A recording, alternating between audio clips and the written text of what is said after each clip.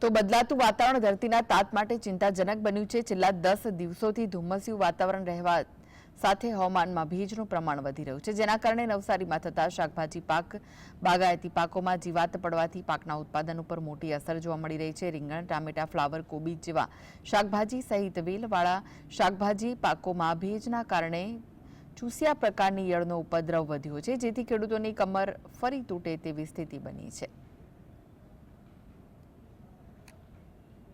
રીંગણ અને ટામેટી વાવેલી છે।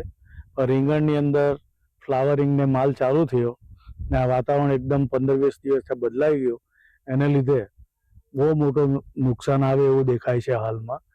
ને ફ્લાવરિંગની અંદર જીવાતનું પ્રમાણ પણ હોય તો આ સંજોગોમાં ખાસ આપણે જોવા જઈએ ત્યારે આ ધુમ્મસ વાળું વાતાવરણ 3-4 દિવસથી વધારે સમય રહે, હવામાં ભેજ રહે તો પાન ઉપર ભૂખીચારા જેવા રોગ આવવાની શક્યતા રહે છે।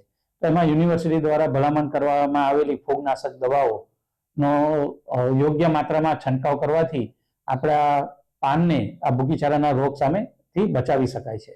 તદુપરાંત આવા વાતાવરણમાં આપણે જોઈએ તો ચૂસિયા પ્રકારની જીવાત, એમાં ખાસ કરી અને ખેડૂતો જેને દેગા તરીકે ઓળખે છે એ જીવાતના પ્રશ્નનો ઉપદ્રવ જોવા